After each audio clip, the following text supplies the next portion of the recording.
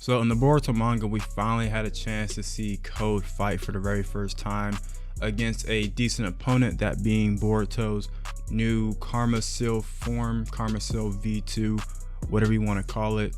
And we finally got to see Code's abilities in action a little bit and got to see just how strong he is without his limiters being removed, and seeing how he does against a semi-normal opponent. Now, I would consider Boruto's new Karma Seal form to be quite strong.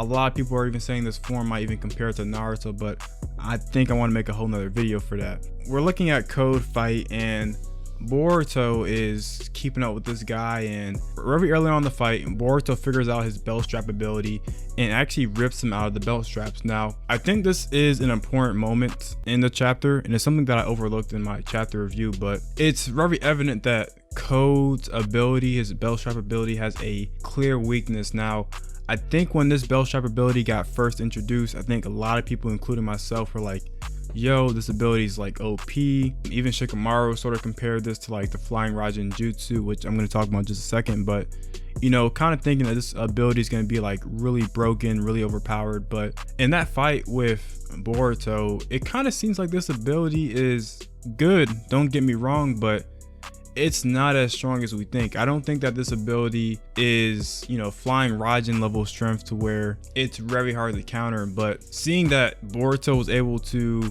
at least figure out how this thing works and counter it in like a couple of seconds or minutes or whatever the case may be, you know, I think that we might have been overrating this ability, and that potentially when Code gets his limiters taken off, this ability will be a lot better. But as it looks right now, I just don't think that his belt straps are as strong as we were originally thinking they were. I think they're still a good ability, I think they're still strong, but I don't think that they're necessarily broken in a sense. So currently we know that Code, without his limiters, is around like Jigen level strength, right? And then once he gets his limiters removed, he'll be around, I guess, above a Shiki or whatever the case may be. And, you know, no one's gonna be able to stop him, not Naruto or Sasuke. So I think with that being said, we can sort of assume that if Code with his limiters is around Jigen level strength, and that Boruto, who is in this like Karma Seal version 2 Boroshiki like state, is able to at least keep up with Code, then I would consider that we may have been overestimating Code, not just his belt straps, but him as a whole in terms of his combat ability. I'm not saying Code is weak. I'm not saying that Code is not a threat at all. Code is still very strong. He still has a Karma Seal.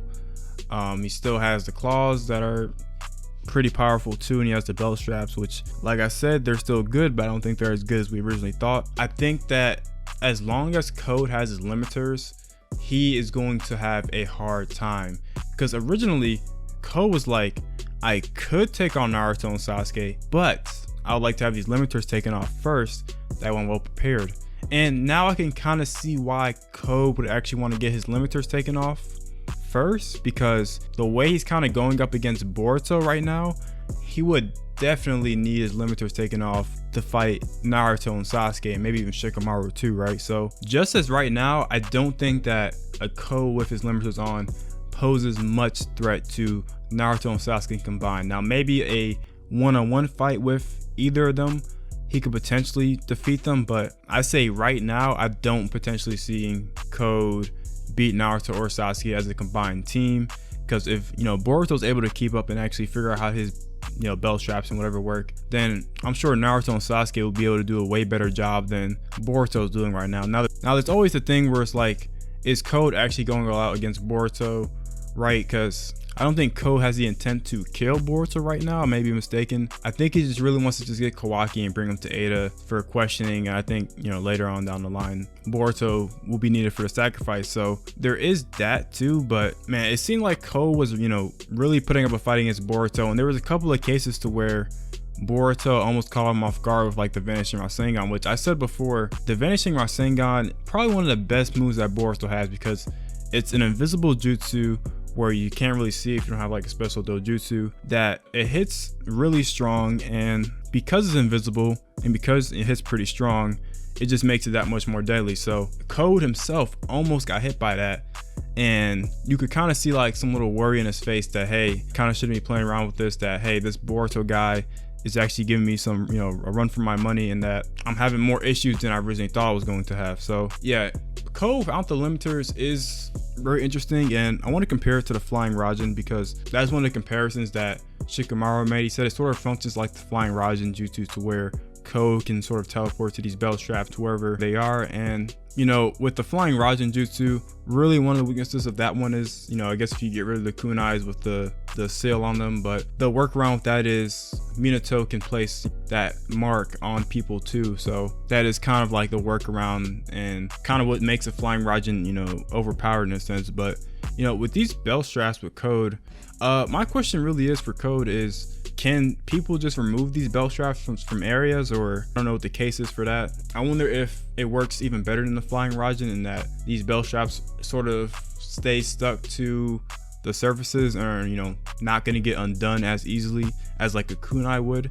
Now I think if that's the case, then this ability gets a lot better in my book, considering that they just can't easily be removed from surfaces. So that's all I gotta say really about the comparison with the Flying Raijin. But I want to talk about Naruto, and Naruto currently entering the battlefield against Code, and sort of the way that we saw Boruto handle Code. I think that Naruto's going to do a way better job against Code. Now Naruto's currently gathering some Sage energy, and what we know about Naruto Sage mode is that it's a very strong technique, and we haven't really seen him bust it out in this way since the Pain fight when Naruto faced off against Pain. And he's charging up these two shadow clones with the Sage energy, and he's getting ready to fight Code. And now a lot of people kind of are underestimating Naruto. A lot of comparisons saying that he's not as strong anymore, which is not correct. But Naruto's going to be going up against this Code without the limiters, and I think we're going to actually get a good estimate to see how strong Code is now. I think the Boruto fight gave us some stuff, but I think that he needs to fight Naruto because Naruto is one of the people that Code needs to kill, right? Code wants to kill Naruto, Sasuke, Amato, Boruto, and Kawaki. Naruto being on the field now, Code will find this as like the perfect opportunity to go ahead and take out Naruto, and perhaps we can see Code go 100% out with his limiters on. And then I want to sort of compare this to Code without his limiters after they get taken off and see how he performs that way. And probably his limiters won't be taken off until like after the time skip. There's still the question of how is Code going to get Amato to get these limiters taken off, because Amato's the only person that can actually get these limiters off. So they're kind of having the struggle of, hey, how do we infiltrate the village and get Amato that we can actually get this stuff off and I can complete my plan to cultivate the divine tree and do all that. But as of now, Code is in a suppressed state, and I just honestly can't see him taking on a Naruto and Sasuke and maybe a Shikamaru in there too. So I think that he needs to get these limiters taken off, or Code's gonna be getting thrashed around by those two or those three or whoever shows up, whether that be Naruto, Sasuke, and Shikamaru. So this is kind of my thoughts about, is Code a little bit weaker than we thought? I still think Code's strong, don't get me wrong, but definitely this Boruto fight has me looking at Code in a different perspective, and I think that we need to see just a little bit more out of Code so we can get like a final verdict of just how strong he is without his limiters. As of now, Code seems to be, very interesting the way he fights. And one particular thing that I saw was that the shadow clones actually seem like they worked well against Code's belt strap ability. I'm very interested to see how Naruto actually uses the shadow clones to combat those belt straps also. So yeah, kind of my thoughts about the whole thing. I'm curious to hear from you guys. Do you guys think that Code with his limiters will be able to take on a Naruto and Shikamaru and maybe even a Sasuke in there too?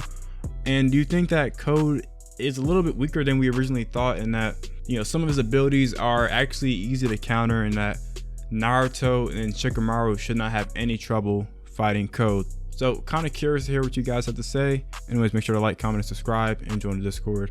And I'll see you guys later. Peace.